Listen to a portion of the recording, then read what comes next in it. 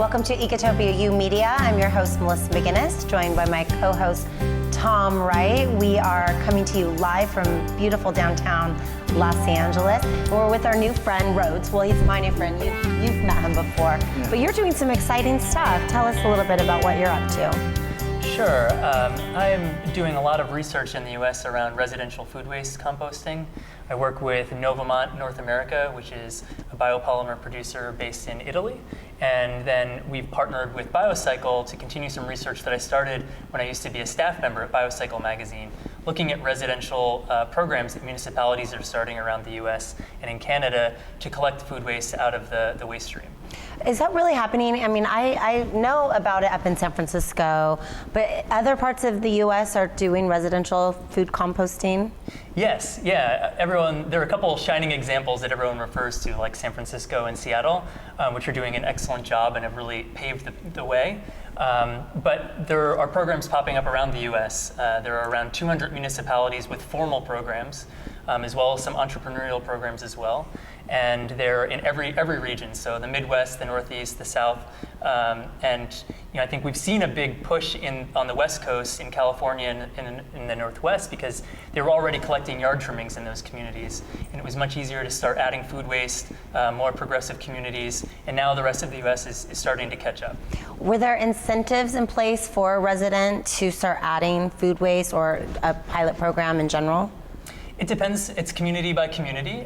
Some municipalities do have a financial incentive called pay-as-you-throw, or a varied rate structure to incentivize people to participate, but not all communities. And actually on the East Coast, we're seeing far less of that. It's much more about education and marketing, trying to convince people of why that's important. Just like with recycling programs. A lot of recycling programs don't traditionally incentivize residents for recycling more. Mm-hmm. Some do, and so I think the East Coast cities are taking more of that approach. They don't have that rate structure built in, mm-hmm. and they're still getting pretty good results.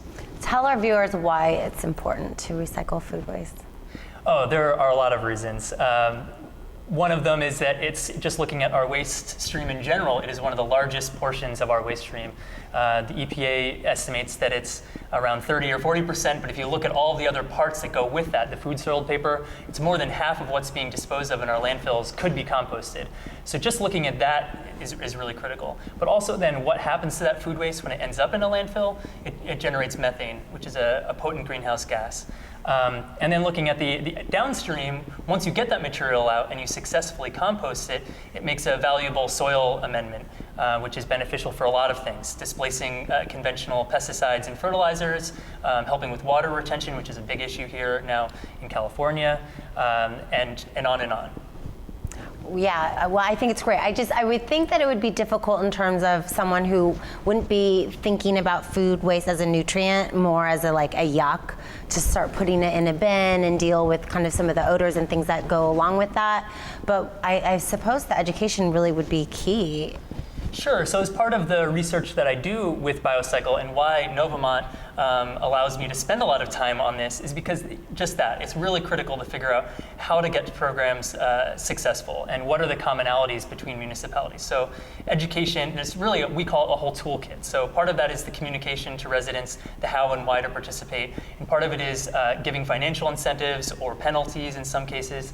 And then physical tools. So kitchen pails and compostable bags are really essential for most municipalities to get participation rates up, reduce contamination. And I think putting all these things together into the toolkit and providing some case studies is what Novamont has done a lot of, is taking all this research and then sharing between different municipalities and saying, look, learn from the municipalities like Seattle and San Francisco that have been doing it for a while, have honed their toolkits with the right tools.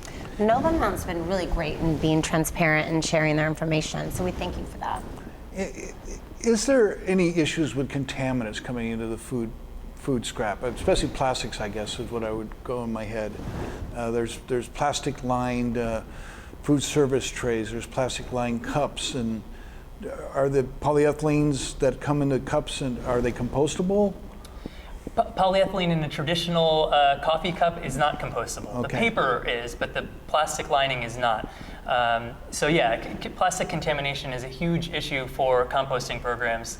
It's the bane of a lot of composters' existence because by weight it's a small percentage, and oftentimes there are rules about how much by weight you're allowed, but by volume plastic can be huge.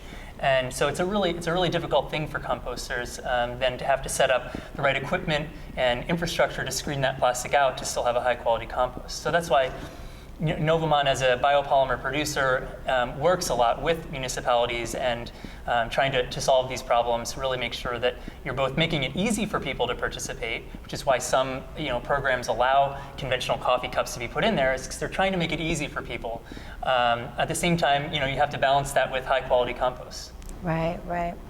Well, thanks for all you do. I mean, I think it'd be really exciting to get, as a resident, participate, and then as a local kind of purveyor to go somewhere local and buy the soil and then kind of repeat the process. Yeah, for sure. Now, let's say, you got into this you were hired by BioCycle specifically for this job, or did Rhodes have a beginning where, how did you get into this thinking yourself? Yeah, that's a good question.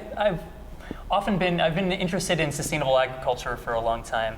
And I started getting into urban agriculture programs when I was in high school.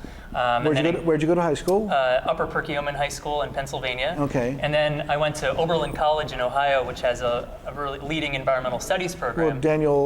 Well, David Orr. Yes. And McDonough did a building there. Yes, right. yes, he Okay, did. so you have some of these famous greenheads. Right, and so 4 years at Oberlin really started cultivating all of this. Yeah. After college, I continued to do more on the sustainable agriculture side of things, non-GMO issues, and then bit by bit, I started trying to get more onto the environmental side of it, how this worked with waste issues.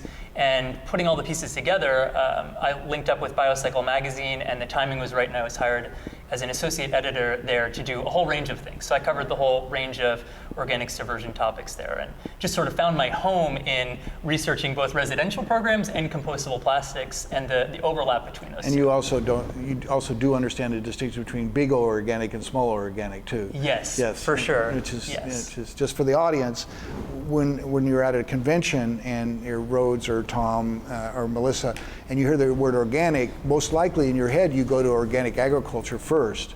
You don't think of it as a stream of waste, right. For sure. You think of it as a good, as a productive good.